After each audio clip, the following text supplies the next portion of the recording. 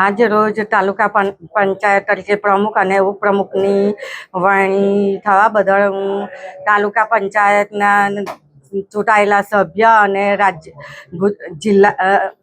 આણંદ જિલ્લાના પ્રમુખ સંજયભાઈ પટેલ, માનનીય શ્રી કેબિનેટ મંત્રી રમણભાઈ સોલંકી, માનનીય શ્રી રાજ્ય કક્ષાના કમલેશભાઈ પટેલ, માનનીય શ્રી મિતેશભાઈ પટેલ, સાંસદ શ્રી મિતેશભાઈ પટેલ, તાલુકા પંચાયત સંગઠન અને જિલ્લા પંચાયત સંગઠનના સર્વને હું હાર્દિકપૂર્વક આભાર માનું છું. વિકાસના કામો કેવા કરશે?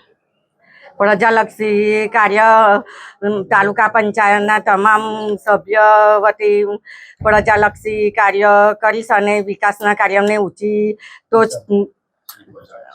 ટોચ તરીકે પહોંચાડીશ.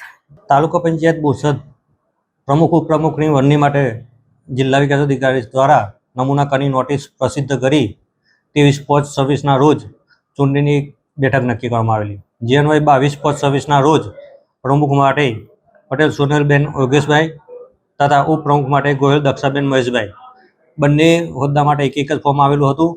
જેની બેઠક આજ રોજ 23/5/26ના રોજ 11 કલાકે તાલુકા પંચાયત સભાખંડમાં યોજવામાં આવેલ હતી.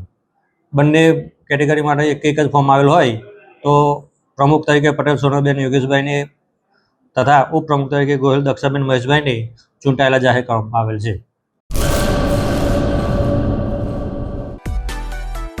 મા motor driving, safe and sure driving.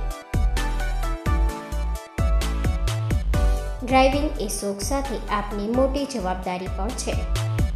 અમારા ઇન્સ્ટ્રક્ટર દ્વારા સચોટ અને સરળ માર્ગદર્શન.